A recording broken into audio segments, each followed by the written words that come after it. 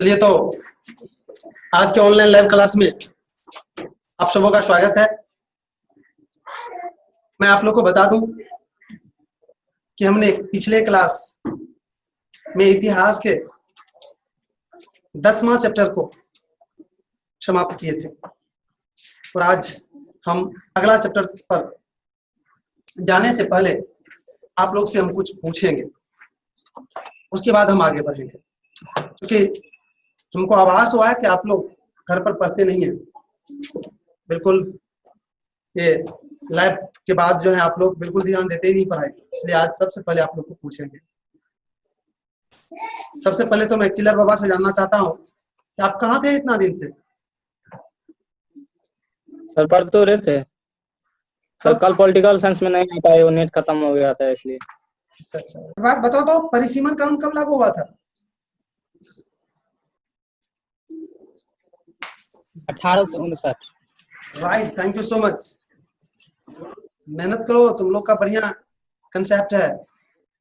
शायद मालूम है कि आज हम अध्याय 11 स्टार्ट करेंगे और अध्याय 11 का नाम क्या है वो देख लीजिए, कितना बढ़िया है।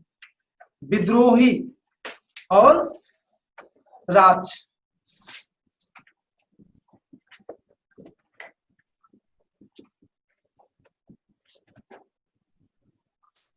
लिख लीजिए 1857 का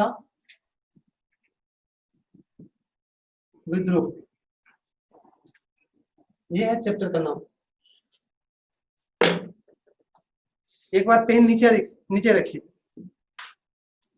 शायद आप लोग को मालूम है कि जब हम कोई चैप्टर शुरू करते हैं तो उन चैप्टर के जो शीर्षक होते हैं उस पर हम अधिक समय देते हैं, क्योंकि उन शीर्षक में उस चैप्टर की पूरी कहानी छिपी हुई रहती है। तो उस कहानी को बहुत हद तक बताने का हम प्रयास करते हैं। देखिए, इसमें है विद्रोही और राज। यहाँ पर विद्रोही का तात्पर्य है कि अंग्रेज का जो विरोध करता था उससे तात्पर्य है, और राज का यहाँ पर तात्पर्य है यहाँ पर जो शासन हो रहा था, शासन जो किया जा रहा था, वही राज का तात्पर्य। अर्थात सीधा सीधी हो गया कि अंग्रेज का जो भारत में विरोध हो रहा था और अंग्रेज का जो शासन हो रहा था, तो बहुत सारे विरोध हुआ था, लेकिन पोस्ट में एक चीज लिखा दिया 1857 का विद्रोह। अर्थात 1857 ईस्वी में जो विद्रोह हुआ था अंग्रेज के खिलाफ, उसका पूरी कहानी इसमें पढ़ेंगे हम। शायद मालूम होगा आप लोग को कि 1857 ईस्वी में जो विद्रोह हुआ है उसका भारतीय इतिहास में एक खास स्थान है। वैसे तो अंग्रेज जिस दिन से आया भारत में, उसी दिन से किसी न किसी रूप में अंग्रेज का विरोध हुआ है, लेकिन 1857 ईस्वी में जो विद्रोह हुआ है, अंग्रेज का जो विरोध हुआ है, वह काफी प्रभावशाली, काफी व्यापक था। इसलिए इसका जो स्थान है वह भारतीय इतिहास में काफी महत्वपूर्ण है। इसलिए यह चैप्टर भी आपका ये 12th इतिहास में खास महत्व रखता है। अतः मैं जितने भी छात्र जुड़े हुए हैं सबसे रिक्वेस्ट करता हूं कि इस चैप्टर को बिल्कुल ही क्रमबद्ध रूप से, कंटिन्यू रूप से आप लोग पढ़ लीजिएगा, क्योंकि निश्चित रूप से जब भारतीय इतिहास का खास चैप्टर है, भारतीय इतिहास का खास भाग है, 12th इतिहास के खास चैप्टर है, तो निश्चित रूप से बोर्ड में भी इससे खास क्वेश्चन पूछा जाता है, अर्थात अधिक से अधिक क्वेश्चन इससे पूछा जाता है। इसलिए इसको थोड़ा ढंग से पढ़ लीजिएगा।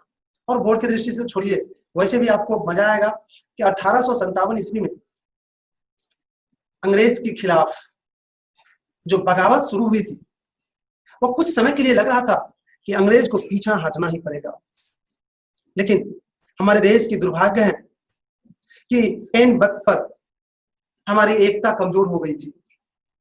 हमारे देश की मुस्लिम समुदाय को अंग्रेज ने अपने पक्ष में करने में कामयाब हो गया था, और फिर 1857 के लड़ाई कहिए, भारतवासी या आंदोलनकारी हार गए थे और अंग्रेज जीत गए थे।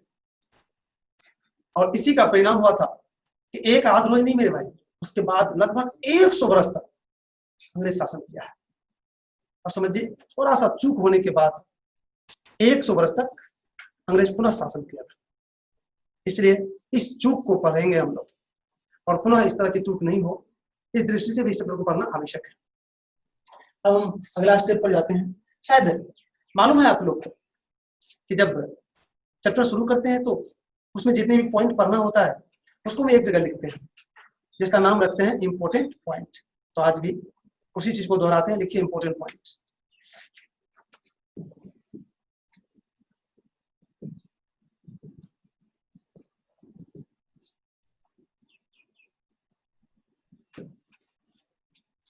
एक नंबर में लिखिए 1857 के विद्रोह का परिचय।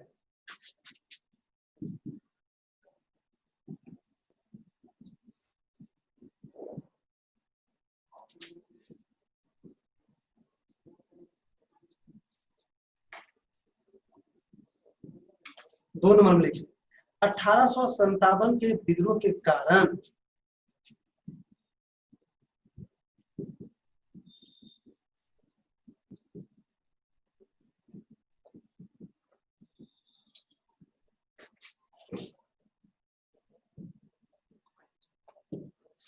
तीसरा नंबर में लिखिए 1857 के विद्रोह के तत्कालिक कारण।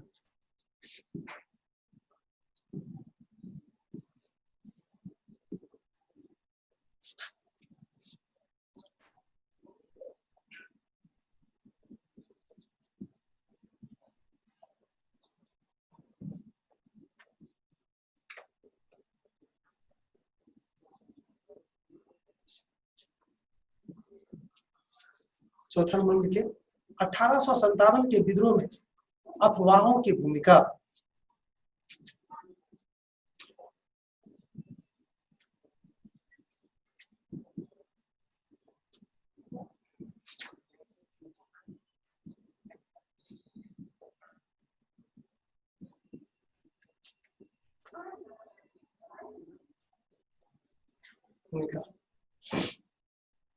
और पांचवा नंबर में लिखिए विद्रोहियों का उद्देश्य।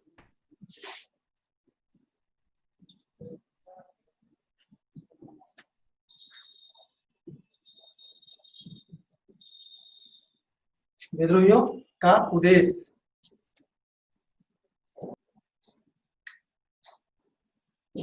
छठा नंबर में लिखिए अंग्रेजों की नजर में विद्रोह।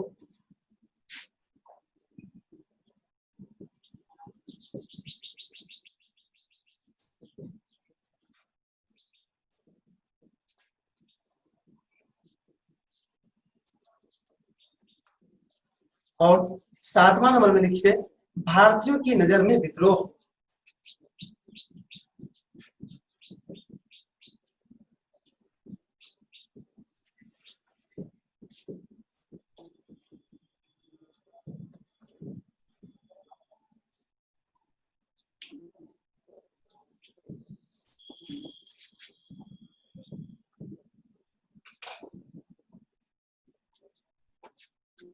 और आठवां नंबर में लिखिए विद्रोह का स्वरूप।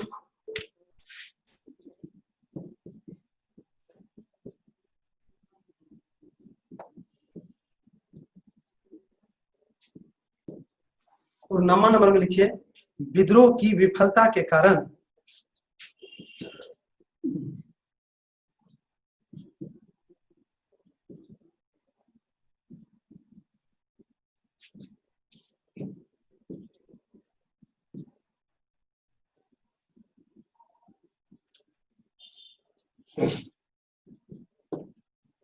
और 10वां नंबर में लिखिए विद्रोह के परिणाम।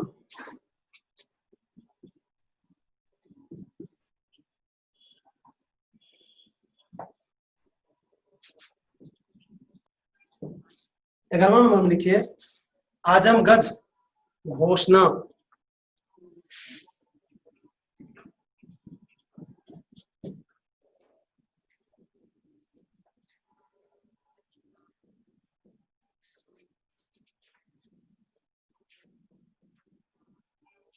और 12 नंबर में लिखिए प्रमुख स्मरणीय तथ्य।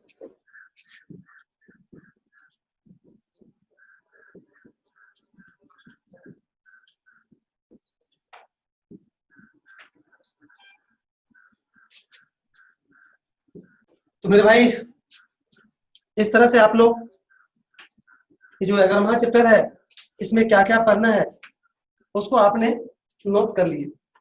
अब 1 नंबर के लिख के बीच में 1 नंबर लिखिए आप। कर दिया 1700 का यार विद्रोह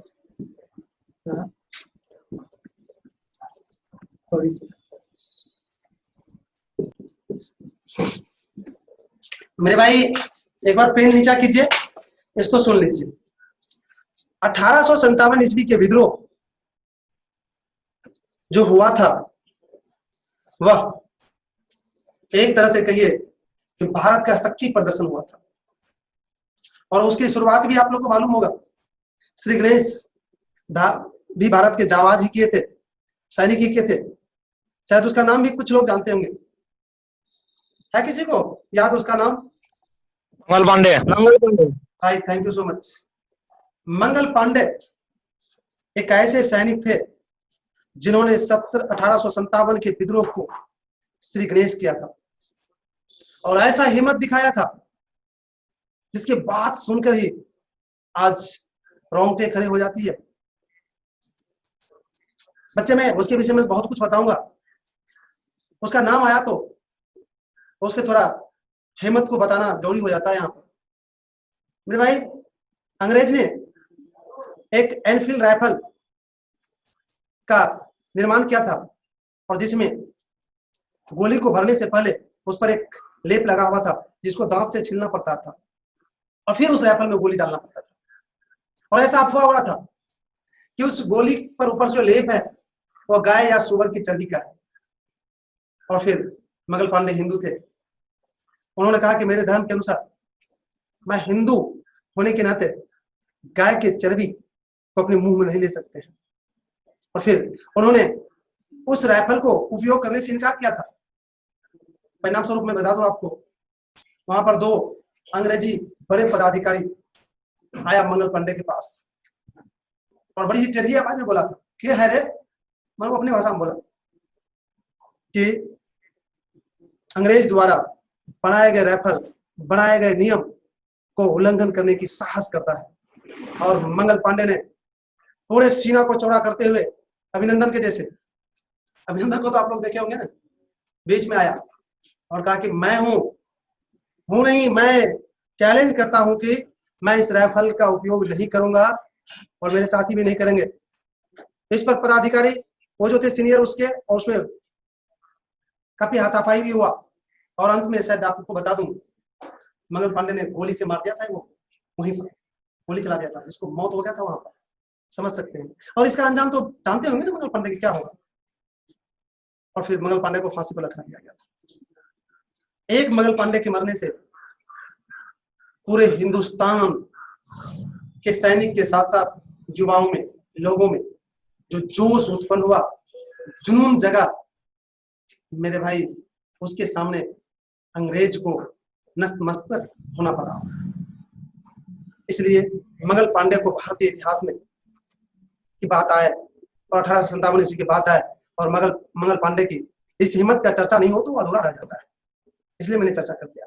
तो 1857 के विद्रोह का मैं परिचय देने जा रहा था। मैं बता दूं, 1857 के पूर्व भी कई विद्रोह हुआ था, लेकिन वह विद्रोह ताकतवर साबित नहीं हुआ था। लेकिन 1857 में जो विद्रोह हुआ था वो एक बड़ा विद्रोह था, जिससे अंग्रेज के साथ साथ भारत के लोग भी प्रभावित हुआ था। इसलिए इस विद्रोह का भारतीय इतिहास में काफी महत्व है। तो मेरे भाई, समय थोड़ा ज्यादा हम बर्बाद कर दिए हैं, समय मात्र 3 मिनट बचा हुआ है, आप चाहें तो इसको नोट कर सकते हैं जी।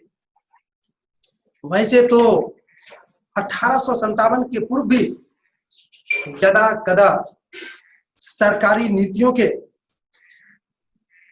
विरुद्ध विद्रोह होते रहे हैं, लेकिन 1857 ईस्वी में एक बड़ा विद्रोह हुआ जिसको भले ही अंग्रेज नियंत्रित कर लिया, लेकिन इसका दूरगामी प्रभाव काफी व्यापक पड़ा। इसके बाद जहां सीधा अंग्रेजी सरकार का भारत में सख्त शासन शुरू हुआ, वहीं भारतीयों में एकता उभर कर सामने आया। इस तरह से आपने 1857 के विद्रोह का संक्षिप्त परिचय आपने जान लिया। आज मेरे भाई समय नहीं है कि हम अगले पॉइंट की ओर बढ़ें, अतः आज की क्लास को हमें यहीं पर विराम देना।